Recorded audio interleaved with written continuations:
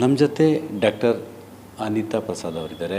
ಇವರು ಲಿಂಗತ್ವ ಅಲ್ಪಸಂಖ್ಯಾತರು. ಮುಖ್ಯವಾಗಿ ಕರ್ನಾಟಕದಲ್ಲಿ ಬೃಹತ್ ವೆಹಿಕಲ್ಗಳ ಒಂದು ಪರವಾನಗಿಯನ್ನು ಪಡೆದಂತಹವರು ಮೊದಲಿಗರಾಗಿದ್ದಾರೆ. ಯಾವುದಕ್ಕೆ ಪಡೆದರು, ಇವರ ಹಿನ್ನೆಲೆ ಏನು, ಇವರ ಸಾಧನೆ ಏನು ಎಂಬ ಎಲ್ಲ ವಿಚಾರಗಳನ್ನ ನಾವು ಇವತ್ತು ETV ಭಾರತ್ ಜೊತೆ ಅವರ ಹತ್ರ ತಿಳ್ಕೊಳ್ಳೋಣ ಬನ್ನಿ.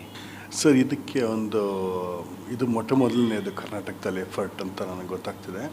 ಅದಾಗಿದ್ದ ಮೇಲೆ ಇಂಥ ಒಂದು ಎಫರ್ಟ್ ಈಗ ನೋಡಿ, ಎಷ್ಟೋ ಜನ ಹೊರಗಡೆ ಬರ್ತಾ ಇಲ್ಲ. ಅವ್ರ ಕೆಪಬಿಲಿಟೀಸ್ ಇದ್ರೂ ತೊಂದರೆನಲ್ಲೇ ಹಂಗೆ ನಡೀತಾ ಇದೆ. ಒಂದು ಎರಡನೇ ವಿಚಾರ ಬಂದು ಇದೊಂದು ಸ್ಫೂರ್ತಿ, ಮೊದಲನೇದು ನಾನು ಹೇಳೋಂಥದ್ದು.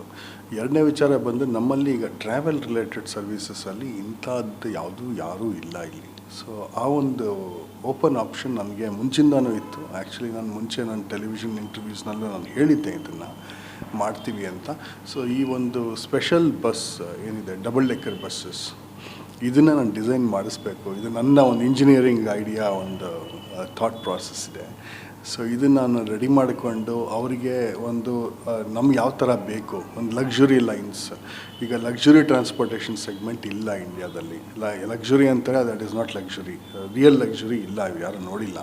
ಸೊ ಹಾಗಾಗಿ ಆ ಒಂದು ಲಕ್ಸುರಿ ಸೆಗ್ಮೆಂಟಲ್ಲಿ ನಾವು ಎಂಟ್ರಿ ಕೊಟ್ಟು ಇದನ್ನು ನಾವು ಲೇಡೀಸ್ ಅಂದರೆ ವಿಮೆನ್ ಟ್ರೈನಿಂಗ್ ಮಾಡಿ, ಅಥವಾ ಟ್ರಾನ್ಸ್ ವುಮೆನ್ ಅವರಿಗೆ ಟ್ರೈನ್ ಮಾಡಿ, ಅಥವಾ ಈ ವಿಮೆನ್ನು ಟ್ರಾನ್ಸ್ ಮ್ಯಾನ್ ಅಂತ ಆಗಿರ್ತಾರೆ, ಮ್ಯಾನ್ ಅವರಿಗೆ ನಾವು ಟ್ರೈನಿಂಗ್ ಕೊಟ್ಟು ಇಂಥವರಿಂದ ನಾವು ಅವರಿಗೂ ಒಂದು ಉದ್ಯೋಗ ಅವಕಾಶ ಸಿಗುತ್ತೆ.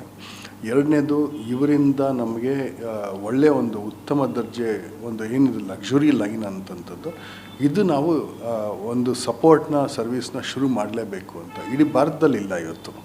ಸೊ ಇದು ಮೊದಲನೇದು. ಇಂಥ ಒಂದು ಇನಿಷಿಯೇಟಿವ್ನ ಎಂಟ್ರಿ ನಾನು ಕೊಡಬೇಕು ಅಂಥೇಳಿ ಮುಂಚೆನೇ ನಾನು ಯೋಚನೆ ಮಾಡಿದ್ರಿಂದ ಇವತ್ತು ಅದು ನನಗೆ ಒಂದು ಕನಸು ನನಸಾಗ್ತಾಯಿದೆ ಅನ್ನೋದೊಂದು.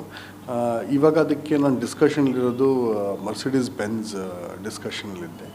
ಅದ್ರ ಜೊತೆಗೆ ವಾಲ್ವೋನೂ ಇದ್ದಾರೆ. ಸೊ ಇದರಲ್ಲಿ ಯಾರು ಅಂಥೇಳಿ ಡಿಸಿಷನ್ ತೊಗೊಂಡು ನಮ್ಗೆ ಯಾವುದು ಕಂಡ್ಯೂಸಿವ್ ಆಗುತ್ತೆ, ಯಾರು ಚೆನ್ನಾಗಿ ಮಾಡ್ತಾರೆ, ಯಾರು ಸಪೋರ್ಟ್ ಕೊಡ್ತಾ ಇದ್ದಾರೆ, ಅದು ತುಂಬ ಮುಖ್ಯ ಆಗುತ್ತೆ. ಸೊ ಹಾಗಾಗಿ ಅದರಿಂದ ನಾನು ಡೆವಲಪ್ ಮಾಡಿಸಿ 2 ಬಸ್ಸಸ್ಸು ತೊಗೊಂಬಂದು ಬ್ಯಾಂಗ್ಳೂರು ಮತ್ತು ಬೆಳಗಾಂ ರೂಟ್ನಲ್ಲಿ, ಯಾಕಂದರೆ ಅದು ರಸ್ತೆ ಚೆನ್ನಾಗಿದೆ, ನಾವು ಸ್ವಲ್ಪ ಲೋ ಹೈಟ್ ಇಟ್ಟರು ಆ ಒಂದು ರಸ್ತೆನಲ್ಲಿ ಮಾಡ್ಕೋಬೋದು, ಮುಂಬೈಗೂ ಹೋಗ್ಬೋದು, ಅಲ್ಲಿಂದ ಎಕ್ಸ್ಟೆಂಡ್ ಮಾಡ್ಬೋದು ಅಂತ ಹೇಳಿ ಈ ಒಂದು ಇನಿಷಿಯೇಟಿವ್ನ ತಗೊಂಡು ನಾವು ಫಸ್ಟ್ 2 ಬಸ್ಸಸ್ನ ತರ್ತಿದ್ದೀವಿ ಸರ್. ಮುಖ್ಯವಾಗಿ ತಮ್ಮ ಬ್ಯಾಕ್ಗ್ರೌಂಡ್ ನಂದು ಇಂಜಿನಿಯರಿಂಗು ಬೇಸಿಕ್ಲಿ IT-ನಲ್ಲಿ ಆಲ್ಮೋಸ್ಟ್ 30 ವರ್ಷ ಎಕ್ಸ್ಪೀರಿಯನ್ಸ್.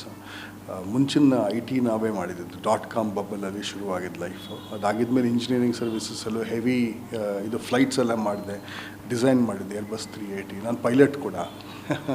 ಸೊ ಟ್ರಕ್ ಏನೂ ಇಲ್ಲವೇ ಇಲ್ಲ. ಅದು ಆ್ಯಕ್ಚುಲಿ ಬೇಕಾಗಿತ್ತು ಅಂಥೇಳಿ ಮಾಡಿದ್ದಿತ್ತು. ಯಾಕಂದರೆ ಇವಾಗ ಒಂದು ಹೋಟೆಲ್ ಬಿಸ್ನೆಸ್ಸಿಗೆ ಹೋದಾಗ ಅಡುಗೆ ಮಾಡೋರಿಗೆ ಅಡುಗೆ ಗೊತ್ತಿರಬೇಕು. ಸೊ ಆ ಥರ ನಂದೊಂದು ಮೆಂಟಾಲಿಟಿ.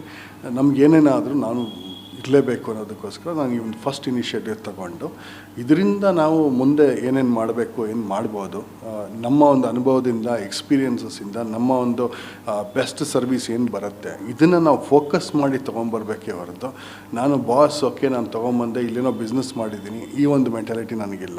ಸೊ ಆ ಇನ್ವಾಲ್ವ್ಮೆಂಟು, ಆ ಒಂದು ಎಕ್ಸ್ಪ್ಯಾನ್ಷನ್ ಐಡಿಯಾ ಏನಿದೆ ಇದನ್ನು ನಾನು ತೊಗೊಂಬರ್ಬೇಕು. ಸೊ ಐಡಿಯಾ ನಂದು ಬ್ಯಾಕ್ಗ್ರೌಂಡ್ ಅಂತಂದರೆ ಇಂಜಿನಿಯರಿಂಗಲ್ಲಿ ಮೋಸ್ಟ್ಲಿ ನಾನು ಕಳೆದಿರೋದು. PhD ಕೂಡ ಅಮೆರಿಕಾದಲ್ಲಿ ಆಯಿತು. ಮತ್ತು ಲಂಡನ್ ಸ್ಕೂಲ್ ಆಫ್ ಎಕನಾಮಿಕ್ಸಲ್ಲಿ ನಾನು ಓದಿದ್ದೀನಿ. ಸೊ ಗ್ಲೋಬಲ್ಲಿ ನಾನು 23 ವರ್ಷ ಹೊರಗಡೆ ಇದ್ದೆ ಇಂಡಿಯಾದಿಂದ.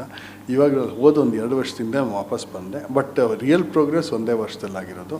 ಇನ್ನೂ ಒಂದಷ್ಟು 600 ಜನ ಟ್ರೈನ್ ಮಾಡಿದ್ದೀವಿ. ಅವರಿಗೆಲ್ಲರಿಗೂ ಸೆಲ್ಫ್ ಇಂಡಿಪೆಂಡೆಂಟಾಗಿ ಅವರೇ ಉದ್ಯೋಗ ಮಾಡಿಕೊಡ್ತಾ ಇದ್ದಾರೆ. ಇವತ್ತು ಅಲ್ಲಿಂದ ಬಂದಿದ್ದ ಪ್ರಾಡಕ್ಟನ್ನು ತಗೊಂಡು ನಾವು ಶ್ರೀಜನ್ ಅಂತೇಳಿ ಒಂದು ಬ್ರ್ಯಾಂಡ್ ಮಾಡಿ ಅಲ್ಲಿ ಒಂದು ಶಾಪ್ ಕೂಡ ಓಪನ್ ಮಾಡಿ ಅದನ್ನು ಸೆಲ್ ಮಾಡೋಕ್ಕೆ ಕೊಟ್ಟಿದ್ದೀವಿ. ದಟ್ ಮೊದಲನೇದು. ಎರಡನೇದು ಬಂದು ಇದು ಒಂದು ಇನಿಷಿಯೇಟಿವು. ಸೊ ಯಾಕೆ ಅಂತಂದರೆ ಏನೂ ಇಲ್ದಿರಾನು ಬಂದು ನಾವು ಇದನ್ನೆಲ್ಲ ಮಾಡ್ಬೋದು, ಬೇರೆಯವರು ಭಿಕ್ಷೆ ಬೇಡಬೇಡಿ ಅಥವಾ ನೀವು ಮೈ ಮಾರ್ಕೋಬೇಡಿ ಅಂತ ಒಂದು ಇಂಪಾರ್ಟೆಂಟ್ ಮೆಸೇಜನ್ನು ನಾನು ಈ ಸೊಸೈಟಿಗೆ ಕೊಡ್ತಾಯಿದ್ದೀನಿ. ನಾನು ಭಾಳಷ್ಟು ಹೇಳಿದೆ, ಜನ ಕೇಳೋದಿಲ್ಲ. ಯಾಕಂದರೆ ಅದು ಒಂದು ಸಿಸ್ಟಮ್ ನಮ್ಮಲ್ಲಿ ಎಂಬೆಡ್ ಆಗಿಬಿಟ್ಟಿದೆ. ಅವ್ರನ್ನ ಬೇಡ ಅಂತ ಹೇಳೋಕ್ಕೆ ಸಾಧ್ಯ ಇಲ್ಲ.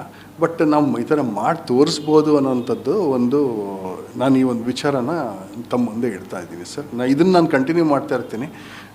ಯಾರೇನು ಬೇಕಾದರೂ ಹೇಳ್ಕೊಳ್ಳಿ, ಮಾಡಲಿ. ಬಟ್ ನನ್ನ ಎಫರ್ಟು ಪಾಸಿಟಿವ್ ಡೈರೆಕ್ಷನೆಲ್ಲ ಇರುತ್ತೆ ಹೊರತು ಇದ್ರ ಜೊತೆಗೆ ಭಾಳಷ್ಟು ಇನೋವೇಷನ್ಸ್ ಬರ್ತಾಯಿದೆ, ಪೇಟೆಂಟ್ಸ್ ಬರ್ತಿದೆ, ರೋಬೋಟ್ಸ್ ಬರ್ತಿದೆ. ರೋಬೋಟಿಕ್ ಕಂಪ್ನಿ ವಿಸ್ತಾರಿಕ್ ರೋಬೋಟಿಕ್ಸ್ ಅಂತ ಶುರು ಮಾಡಿದೆ. ಅದಾಗಿದ್ದ ಮೇಲೆ ಈಗ ಏರ್ಕ್ರಾಫ್ಟ್ ಮ್ಯಾನುಫ್ಯಾಕ್ಚರಿಂಗಲ್ಲಿ ಕೂಡ ಎಂಟ್ರಿ ಕೊಡ್ತಾ ಇದ್ದೀವಿ ನಾವು. ಇಂಡಿಯಾದಲ್ಲಿ ಏರ್ಕ್ರಾಫ್ಟ್ ಮ್ಯಾನುಫ್ಯಾಕ್ಚರಿಂಗ್ ಇಂಡಿಯಾದಲ್ಲಿ ಇಂಡಿಜಿನಿಯಸ್ ಇಲ್ಲ ಇವತ್ತಿಗೆ. ಇಂಜಿನ್ ಅನ್ನೋದೇ ನಾವು ನೋಡಿಲ್ಲ, ಯಾರೋ ಮಾಡ್ತಾ ಇದ್ದಾರೆ, ಓಕೆ ಫೈನ್, ಬಟ್ ನಮ್ಮಿಂದ ನಾವೇನು ಮಾಡೋಕ್ಕಾಗತ್ತೆ ಇವತ್ತು ಅದರಲ್ಲೂ ಎಂಟ್ರಿ ಕೊಡೋಂಥ ಸಾಧ್ಯತೆ ಇದೆ. ಯಾಕಂದರೆ ಈಗ ಆಲ್ರೆಡಿ 1 acre ಲ್ಯಾಂಡಲ್ಲಿ ಏರ್ಪೋರ್ಟ್ ಪಕ್ಕ, ಬೆಂಗಳೂರು ಏರ್ಪೋರ್ಟ್ ಪಕ್ಕ 1 acre ಲ್ಯಾಂಡ್ನಲ್ಲಿ ನಮ್ಮದೊಂದು ಡ್ರೋನ್ ಮ್ಯಾನುಫ್ಯಾಕ್ಚರಿಂಗ್ ಕೂಡ ಶುರು ಆಗ್ತಾಯಿದೆ. ಸೊ ಅದು ಆಲ್ರೆಡಿ ನಾನು ಡಿಸ್ಕಷನಲ್ಲಿ ಇನ್ನೊಂದು 2-3 ಮಂತ್ಸಲ್ಲಿ ಅದು ರೆಡಿ ಆಗುತ್ತೆ. ಹೊರಗಿನ ದೇಶದಲ್ಲಿ ಜಾಯಿಂಟ್ ವೆಂಚರ್ಸ್ ಕೂಡ ನೋಡ್ತಿದ್ದೀವಿ. ಸೊ ಈ ಥರ ಒಂದು ನಾನು ಬೆಳಿಬೇಕು ಅಂತಲ್ಲ, ಇಲ್ಲಿರೋವಂಥ ಟ್ಯಾಲೆಂಟನ್ನು ನಾವು ಕರೆಕ್ಟಾಗಿ ರೆಕಗ್ನೈಸ್ ಮಾಡಿ ನಮ್ಮನ್ನು ನಾವು ಮೇಲೆತ್ಕೋಬೇಕು ಅನ್ನೋಂಥದ್ದು ಒಂದು ಪ್ರಯತ್ನ ನಡೀತಿದೆ ಅಷ್ಟೇ. ಇದು ಯಾವುದು ದುಡ್ಡಿಗೋಸ್ಕರ ನಾನು ಮಾಡ್ತಾಯಿಲ್ಲ. ನನ್ನ ಹತ್ರ ದುಡ್ಡು ಇಲ್ಲ, ಇತ್ತು ಬಿಟ್ಬಿಟ್ಟು ಬಂದು ನಾನು ಎಲ್ಲದನ್ನು ಇವತ್ತು ಕನ್ಸ್ಟ್ರಕ್ಟ್ ಮಾಡ್ತಾಯಿದ್ದೀನಿ.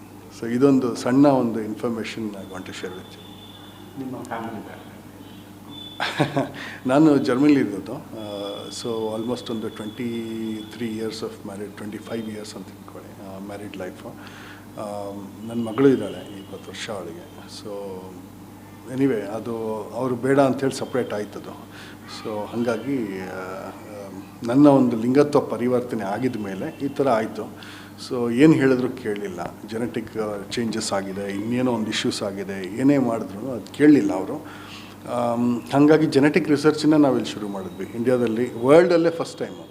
ಇದಿಷ್ಟು ಡಾಕ್ಟರ್ ಅನಿತಾ ಪ್ರಸಾದ್ ಅವರ ಮಾತು. ಮುಖ್ಯವಾಗಿ ಅವರು ಈಗಿನ ಸವಾಲುಗಳೇನು ಮತ್ತು ಜೆನೆಟಿಕ್ ಸರ್ವೆಯ ಉದ್ದೇಶ ಏನು, ಈ ಎಲ್ಲ ವಿಚಾರಗಳ ಬಗ್ಗೆ ETV ಭಾರತ್ ಜೊತೆ ವಿವರಿಸಿದ್ದಾರೆ. ಮಹೇಶ್, ETV ಭಾರತ್, ಮೈಸೂರು.